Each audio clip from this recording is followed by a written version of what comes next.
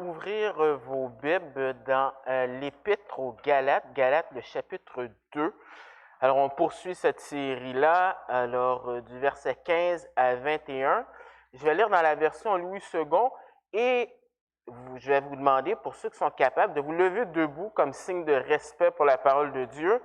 Je lirai le texte, on prendra quelques temps juste pour s'assurer qu'on est en règle avec Dieu, parce que le plus grand défi, c'est d'écouter Dieu et des fois, qu'est-ce qui nous empêche d'entendre Dieu, comme la Bible dit, c'est nos péchés. Je prierai et par la suite, vous pourrez vous asseoir. Alors, je lis Galates chapitre 2, versets 15 à 21. Nous sommes juifs de naissance et non pécheurs d'entre les païens. Néanmoins, sachant que ce n'est pas par les œuvres de la loi que l'homme est justifié, mais par la foi en Jésus-Christ, nous aussi nous avons cru en Jésus-Christ afin d'être justifiés par la foi en Christ et non par les œuvres de la loi, parce que nulle chair ne sera justifiée par les œuvres de la loi. Mais tandis que nous cherchons à être justifiés par Christ, si nous étions aussi nous-mêmes trouvés pécheurs, Christ serait-il un ministre du péché? Loin de là. Car si je rebâtis les choses que j'ai détruites, je me constitue moi-même un transgresseur.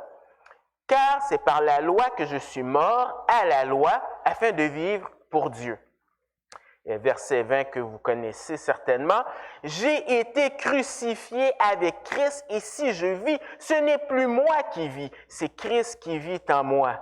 Si je vis maintenant dans la chair, je vis dans la foi au Fils de Dieu qui m'a aimé et qui s'est livré lui-même pour moi. Je ne rejette pas la grâce de Dieu, car si la justice s'obtient par la loi, Christ est donc mort en vain.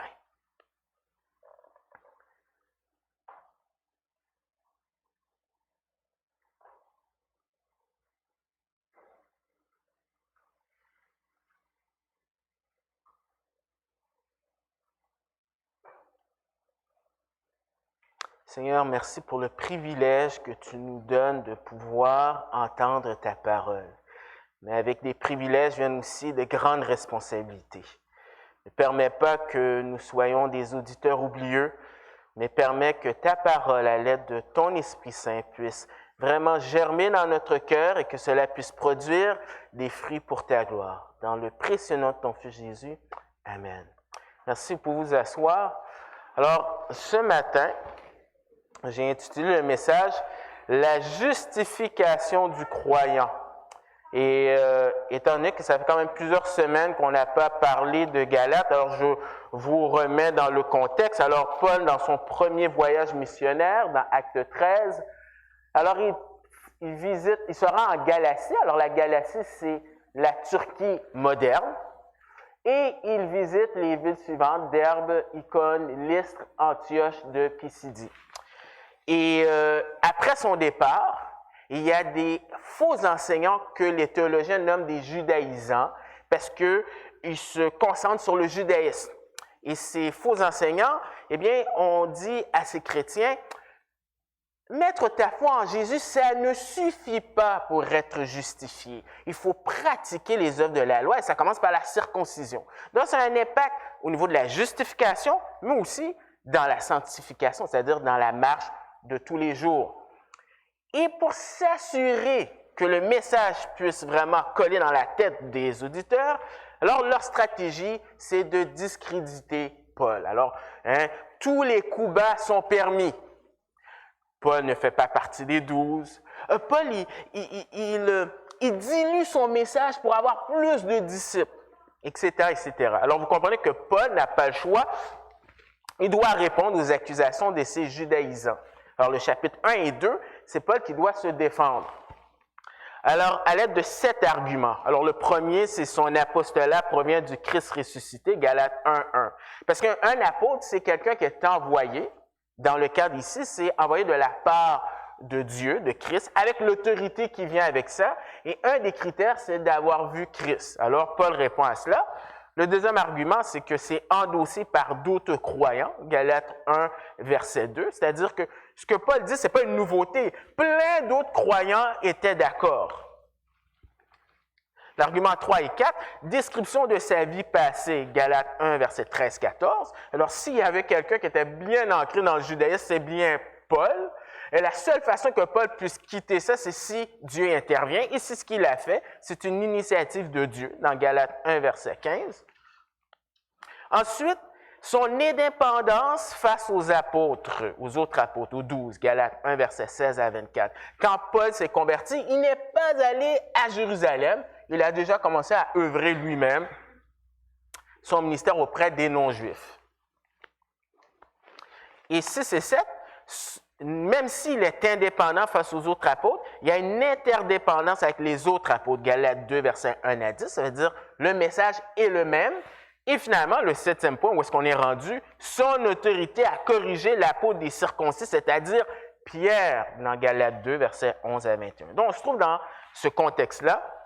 Et le chapitre 2, 15 à 21, eh bien, le contexte, c'est la confrontation de Paul avec Pierre. Alors, au verset 11 à 14, on nous dit « Mais lorsque Céphas vint à Antioche, je lui résistais en face parce qu'il était répréhensible.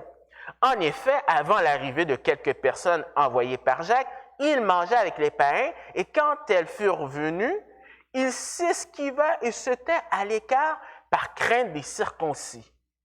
Avec lui, les autres Juifs usèrent aussi de dissimulation, en sorte que Barnabas même fut entraîné par leur hypocrisie. Voyant qu'il ne marchait pas droit selon la vérité de l'Évangile, je dis à Céphas en présence de tous, « Si toi, qui es juif, tu vis à la manière des païens et non à la manière des Juifs, pourquoi forces-tu les païens à judaïser? » Alors, les circonstances. Paul, depuis Acte 10, eh bien, il a eu une vision que Dieu lui a dit que c'est correct d'être avec des non-juifs, de manger ce qui autrefois était une impureté. Maintenant, c'est correct. Alors, Pierre est allé chez Corneille et avec le temps, bien, il s'est habitué à cela. On pourrait dire que Pierre s'est habitué à manger un bon cheeseburger, un bon hot dog ou encore, comme j'avais dit, du griot, du porc.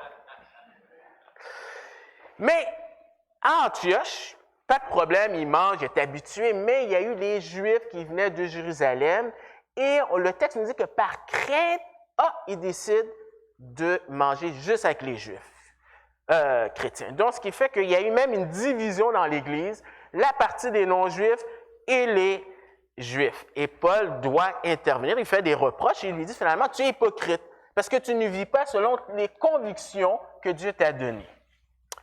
Mais vous devez comprendre que ce que Paul dit va beaucoup plus qu'une simple question de nourriture. Il y a un contenu doctrinal dans ce reproche-là. Paul va enseigner quelque chose. Mais il faut qu'on se pose la question suivante. À qui Paul s'adresse-t-il? Alors, selon vos versions, peut-être dans vos versions, vous avez des crochets au verset 14 et ça se termine au verset 14. Alors, il y a certaines personnes dont le traducteur a décidé de dire, bien, cette discussion-là, c'est juste au verset 14. Il y en a d'autres qui disent, non, c'est plus loin. D'autres qui disent, c'est tout le verset. Ce qui est important surtout, c'est que cela sert de transition pour le chapitre 3. Parce que ce qui est mentionné dans 15 à 21, il va élaborer là-dessus. Et c'est quoi le message principal de 15 à 21? C'est le sujet de la justification. Alors, ça veut dire quoi, justification? C'est un terme juridique, un terme légal. C'est l'équivalent d'un juge qui émet un verdict de non coupable. Tu es innocent. Et ça, c'est un thème majeur dans la lettre et dans les épîtres de Paul. Dans le Nouveau Testament, 46 fois le mot justification est mentionné et 35 fois Paul parle de cela. Donc, c'est vraiment important. Et ce que je vous propose ce matin, c'est de voir 3 aspects autour de la justification. La première, du verset 15 à 16, on va dire que la justification, eh bien c'est un besoin universel. On a besoin, tout le monde a besoin d'être justifié. C'est une nécessité. Du verset 17 à 18, on va voir une fausse compréhension de la justification. Et de 19 à 21, on va voir les applications ou les implications. Puis on va terminer avec une conclusion. Alors, la nécessité de la justification, eh bien, depuis l'Ancien Testament, c'est important, on en parle. Il faut aller au tout début, il faut aller même dans la Genèse, et dans Genèse chapitre 1. Parce que dans Genèse chapitre 1, vous allez voir que Dieu va mentionner 7 fois le mot « c'était bon ». Ce n'est pas Adam qui a dit que c'était bon, c'est Dieu qui impute ou qui dit quelque chose que c'est bon, dont la création de l'homme. Alors, l'homme a de la valeur pour Dieu. On pourrait dire, c'est un terme économique, on pourrait dire que c'est comme si l'homme vaut plus 1. Mais au chapitre 3, l'homme a désobéi, la relation est brisée, et à cause de cela, maintenant, il est passé de plus 1 à moins 1. Ça veut dire que, qu'importe qu'est-ce que l'homme va faire, toutes ses actions sont au négatif, parce que lui-même est au négatif. Et la première action que Adam et Ève ont voulu faire, c'est se couvrir de feuilles, et ça n'a pas marché. Donc, dès la Genèse, Dieu doit régler ce problème-là. Et dans la révélation progressive de Dieu, tu vois comment Dieu va régler ce problème-là. Et déjà dans Genèse 3, verset 15, tu as déjà un aperçu de qu'est-ce que Dieu va faire. Et là, on le voit plus avec Abraham. Abraham, c'est quelqu'un qui venait d'Ur de Chaldée, du côté de Babylone, de l'Irak. Et Josué va dire dans Josué 24 qu'Abraham, c'était quelqu'un qui adorait la lune, les étoiles, c'était un idolâtre. Il n'était pas justifié. Dieu doit intervenir dans la vie d'Abraham. Il se passe quelque chose d'extraordinaire dans Genèse 15, verset 6. Dans Genèse 15, verset 6, c'est la première fois dans la Bible que le mot « justifié » et « foi » est utilisé. C'est super important. Si on comprend ça, on va comprendre quand Paul va parler de justification. Alors, Genèse 15, verset 6, on nous dit « Abraham eut confiance, c'est-à-dire foi, en l'Éternel qui lui imputa justice. » Il a été justifié. Alors, le texte nous dit clairement que Dieu le déclare juste. Mais pourquoi? Est-ce qu'Abraham a fait quelque chose d'extraordinaire? Est-ce qu'il a donné le sacrifice? La seule chose qu'on nous dit, c'est qu'Abraham a mis sa confiance en l'Éternel. Et à partir de ce moment-là, Dieu le déclare juste. Il passe de moins 1 à plus 1. Et le temps de verbe implique que ça fait un certain temps qu'il a mis sa confiance en l'Éternel. Et le contenu de cette confiance-là, eh bien, c'est ce que Dieu lui avait révélé, qu'il aurait un pays, une nation, une descendance, une bénédiction pour toutes les gens de la terre.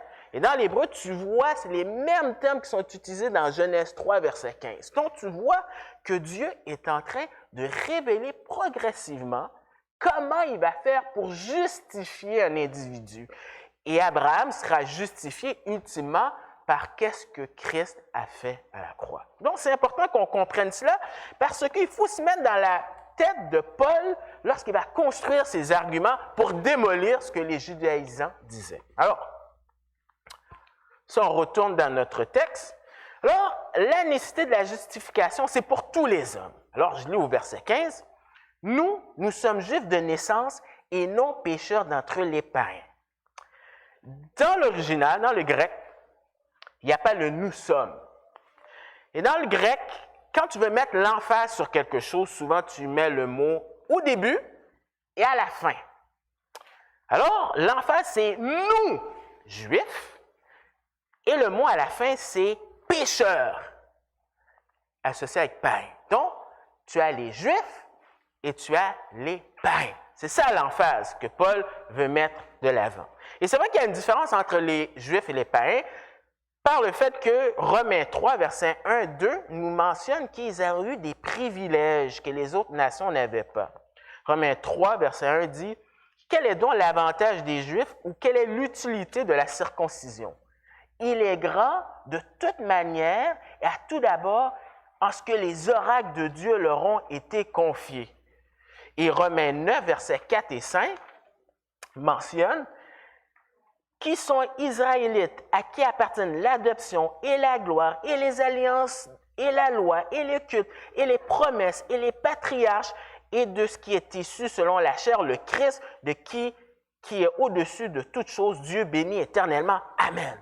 Alors, les Juifs devaient être une lumière pour les autres nations, pour les indiquer vers celui qui peut les justifier.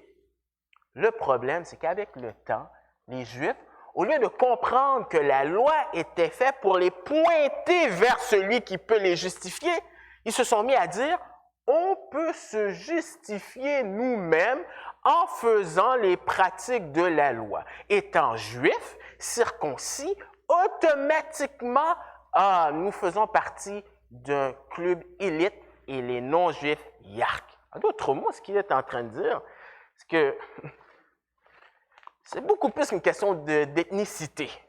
Le juif représente un caractère moral et le non-juif caractère immoral. Dans la tête des gens, comprenez-moi, la moralité, ce n'est pas quelque chose de négatif en soi. Mais de croire que c'est par ta moralité que tu peux être justifié, ça ne marche pas parce que l'être humain commence la vie avec -1. Et tout ce qu'il fait, ça ne fait que de produire du négatif. Alors, ce que Paul est en train de faire, Paul est sarcastique. Il va utiliser le terme que les Juifs à l'époque croyaient. Vous vous souvenez quand Jean-Baptiste a dit, reproché aux pharisiens, de dire, ne croyez pas que vous avez Abraham pour père. Alors il va prendre cela, le terme que les gens croyaient, pour démolir cet argument-là. Il va le faire au verset 16. Je vais lire le verset 16, mais avant, je vais vous demander votre participation. Comme ça, je vais m'assurer que vous êtes réveillés. Verset 16, vous allez me dire, alors il y a 5 arguments que Paul va utiliser pour démolir cette idée du premier siècle que nous, les Juifs, on est des gens avec un caractère moral, on peut s'auto-justifier. Alors, il va prendre 5 arguments. Vous allez me dire, premièrement, combien de fois vous voyez le mot justifié au verset 16? 3. 3 fois. Combien de fois vous voyez juxtaposer les œuvres de la loi?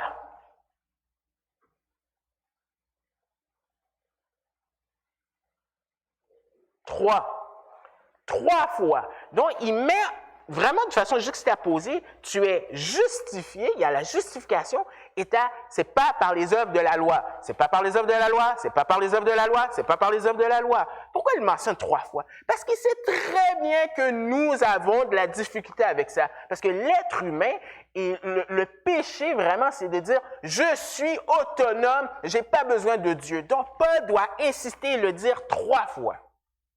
Ça, c'est le premier argument. L'autre chose qu'il mentionne, c'est que le mot justifié, les 3 fois, c'est utilisé à des temps de verbes différents. La première fois, c'est au présent. C'est-à-dire que, quand Paul écrit cela, il n'y a rien qui a changé depuis l'Ancien Testament. C'est-à-dire, l'homme n'a pas été, il n'est pas justifié par les œuvres de la loi, et au présent, pendant qu'il écrit, il n'y a rien qui a changé. Il n'est toujours pas justifié par les œuvres de la loi. La deuxième fois qu'il l'utilise, c'est un temps de verbe, dans le grec, on l'appelle loris. C'est l'équivalent ici, ce serait comme si ce serait une photo qui serait prise. Une photo.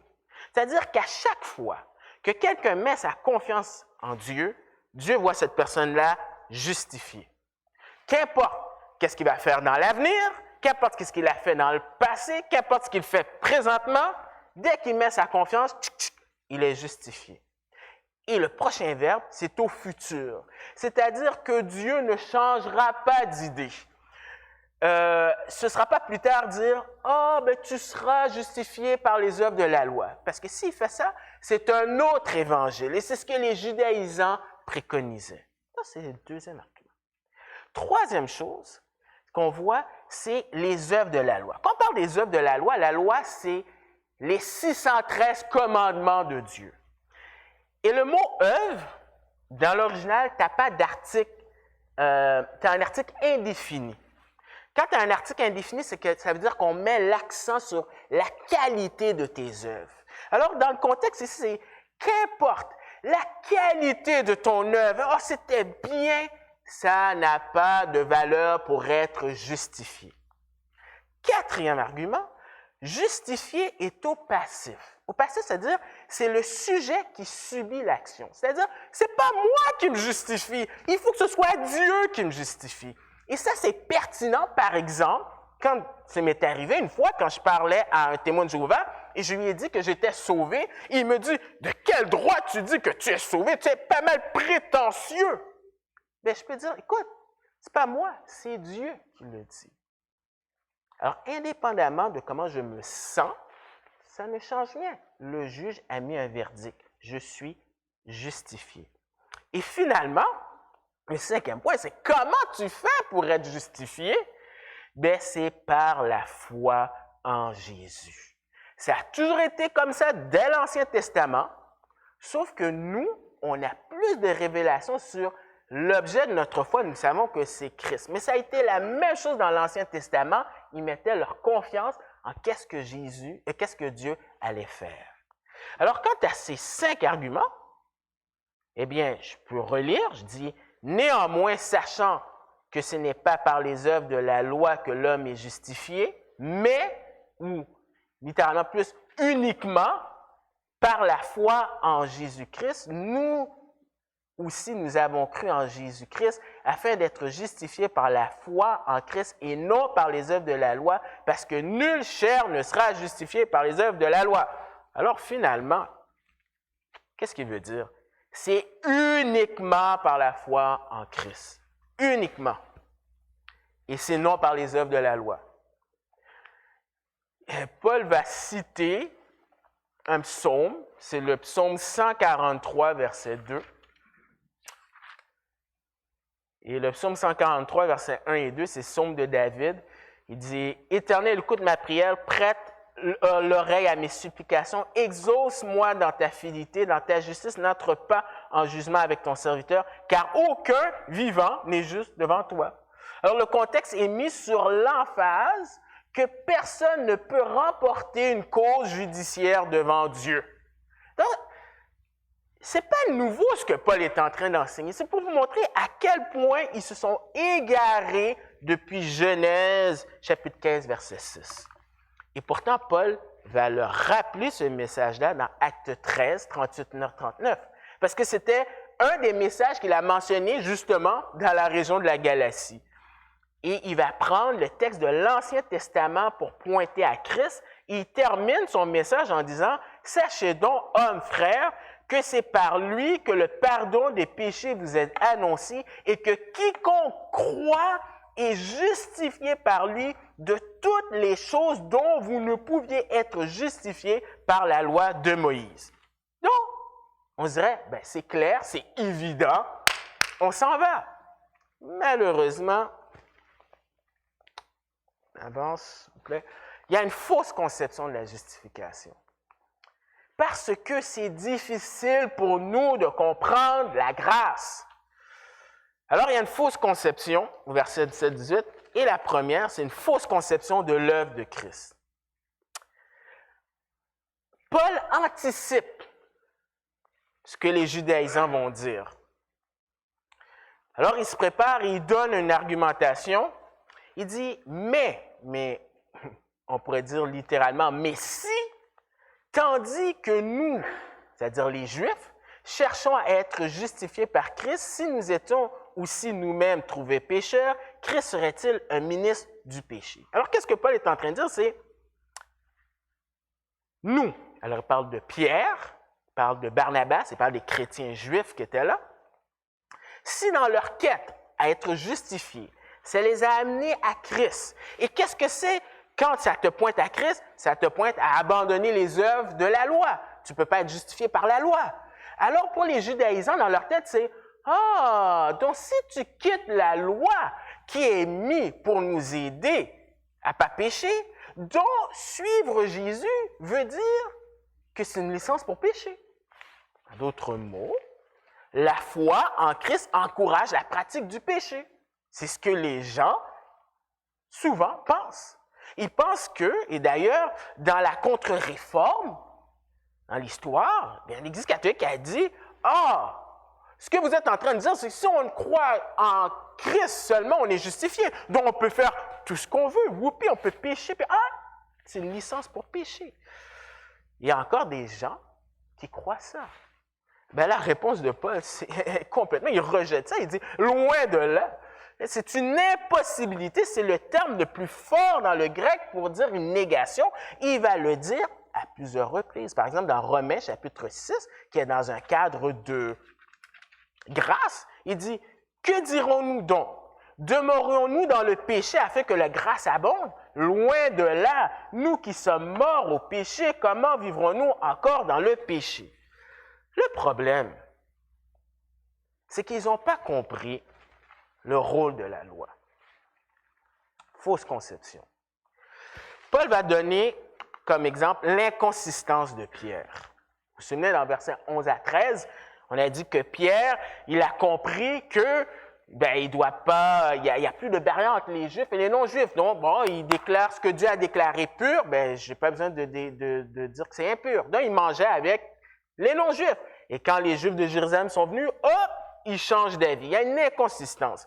Et Paul prend cet argument et il dit, même s'il parle de lui-même, mais il parle de Pierre, il dit, « Car si je rebâtis les choses que j'ai détruites, je me constitue moi-même un transgresseur. » C'est-à-dire, si j'ai abandonné la loi pour l'Évangile, mais là, je veux revenir à la loi comme les judaïsants disent, eh bien, tu sais quoi? Il y a un effet négatif. C'est toi qui transgresses le péché. Eux, ils accusaient Jésus, que Jésus faisait la promotion, mais c'est plutôt eux qui font la promotion du péché, parce qu'ils vont à l'encontre du but de la loi. Mais cette fausse conception est encore d'actualité. Ce n'est pas un texte que, même si ça fait 2000 ans, c'est très pertinent. On le voit dans tous les systèmes religieux des hommes. Tous les systèmes religieux. Même si vous n'avez jamais entendu c'est quoi cette religion, prenez un peu de temps pour fouiller. Il y a l'idée qui revient que je peux me déclarer juste par moi-même. Je peux passer de -1 à +1 par moi-même. Tous les systèmes religieux des hommes. Ça se voit dans différents aspects. Sacrement, baptême, parler en langue, être membre, pratiquer le sabbat, etc., etc.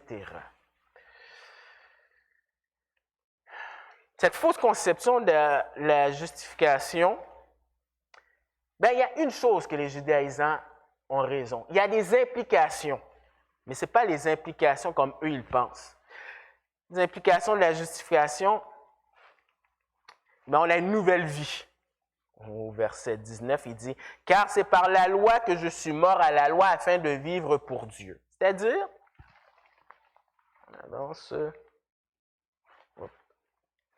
en étant mort à la loi. Cette semaine, j'ai fait quelque chose sur Google, j'ai tapé, j'ai dit, on va voir si, j'avais entendu cela, mais j'ai voulu vérifier. Si vous tapez sur Google, vous dites, comment simuler votre mort? Vous allez voir qu'il y a plusieurs sites qui vous donnent l'occasion de le faire. Ne le faites pas maintenant parce que je veux que vous m'écoutiez. Mais d'après vous, pourquoi quelqu'un serait en train de simuler sa mort?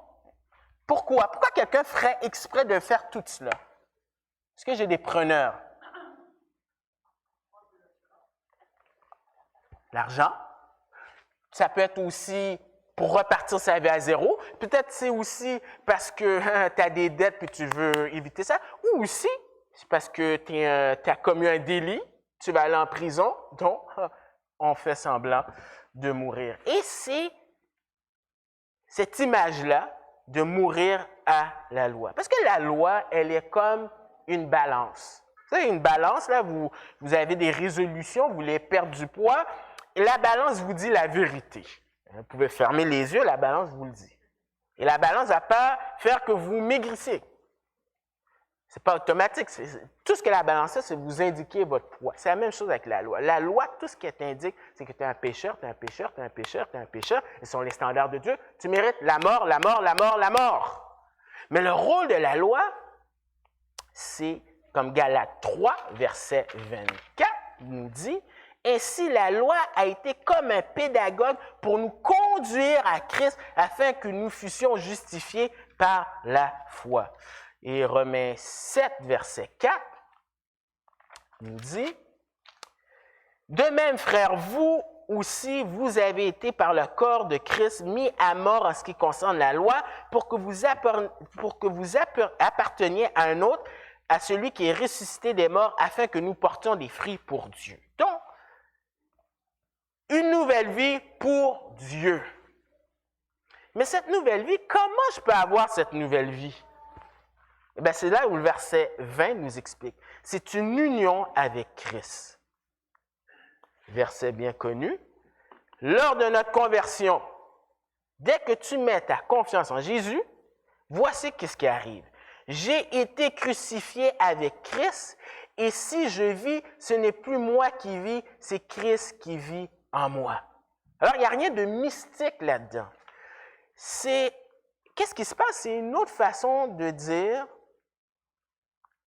qu'est-ce qui se passe dans Romains chapitre 6. Alors, non, il faudrait relire tout Romains 6, mais je vais lire du verset 3 au verset 5.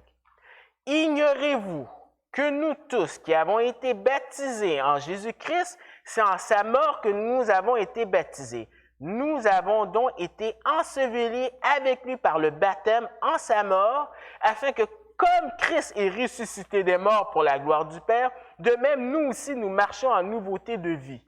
En effet, si nous sommes devenus une même plante avec lui par la conformité à sa mort, nous le serons aussi par la conformité à sa résurrection. » Donc, on est identifié avec Christ et maintenant, on reflète le caractère de Dieu, de Christ.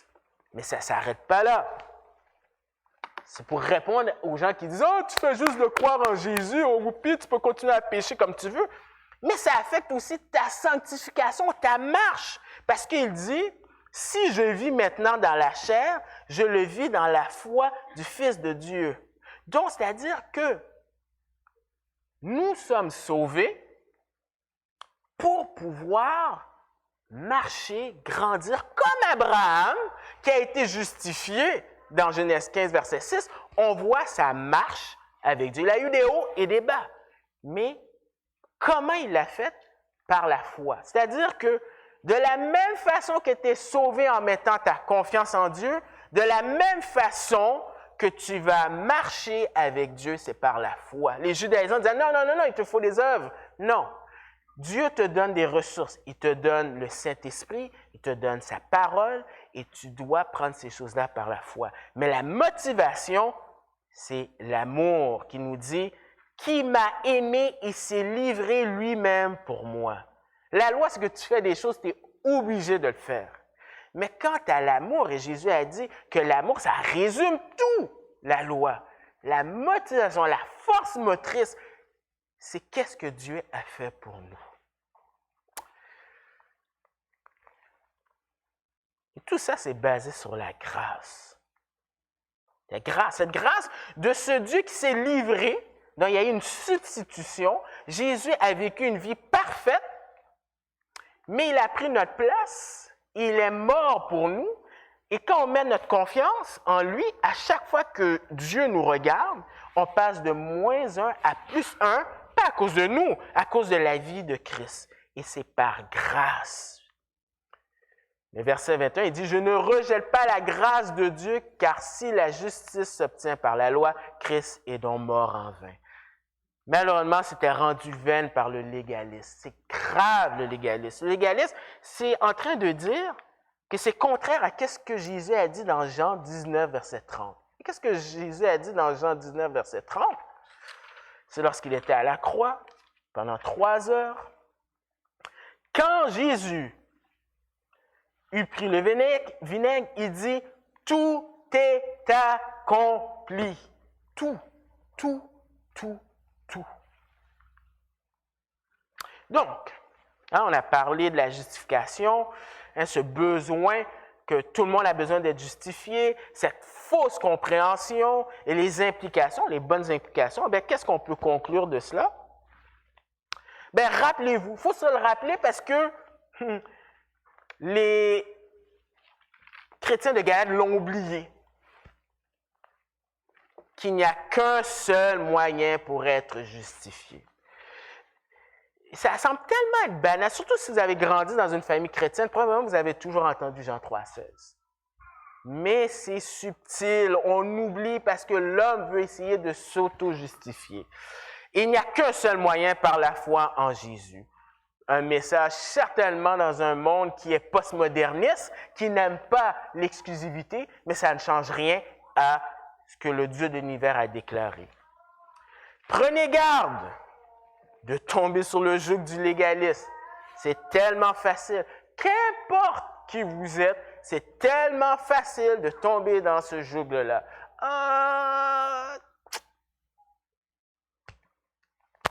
Il a une cravate, il n'a pas de cravate.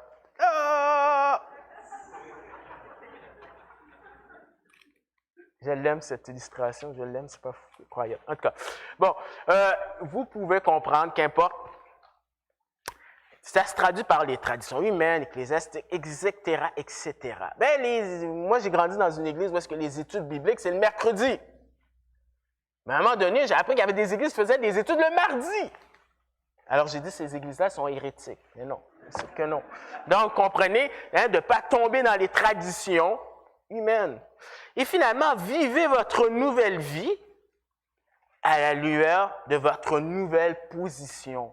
Parce que quand Dieu nous a sauvés, il nous a sauvés de la punition du péché, mais aussi de la puissance du péché. C'est-à-dire, tu n'es pas obligé d'être esclave du péché. Dieu nous donne des ressources.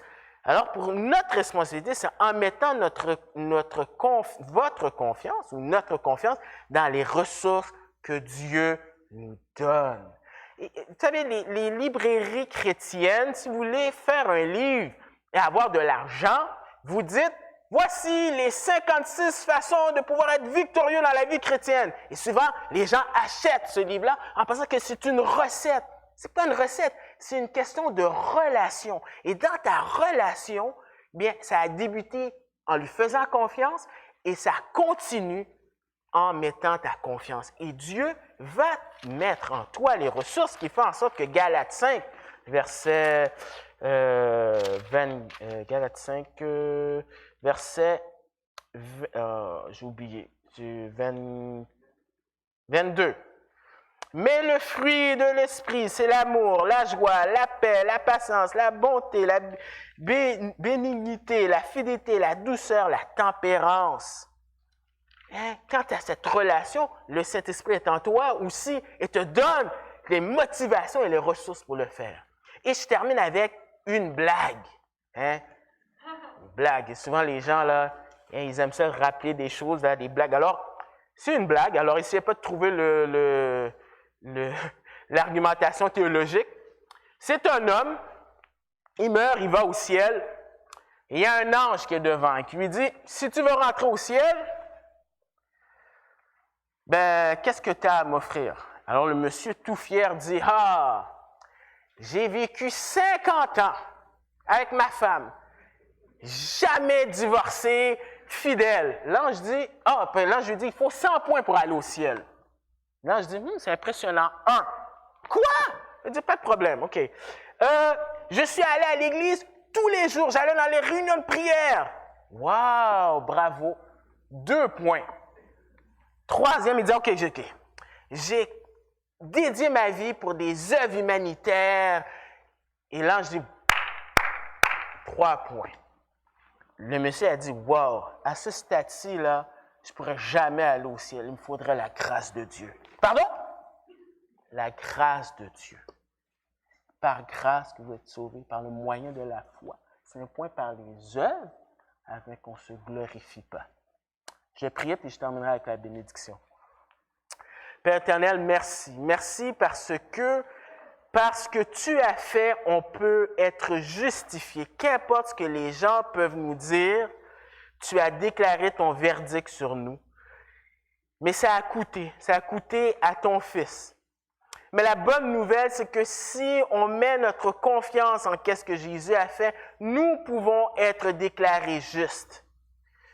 Mais tu ne nous justifies pas seulement, tu nous équipes aussi pour pouvoir vivre une vie en abondance, parce que tu es venu pour donner la vie et la vie en abondance. Seigneur, permet qu'on se rappelle de cela, permet qu'on puisse par la foi s'approprier ces ressources-là et permet qu'on ne tombe pas dans le piège du légaliste. Aide-nous durant cette semaine à porter du fruit pour ta gloire. On te demande ces choses-là dans le précieux nom de ton Fils Jésus. Amen. Alors que le Seigneur puisse vous bénir aujourd'hui et au cours de la semaine.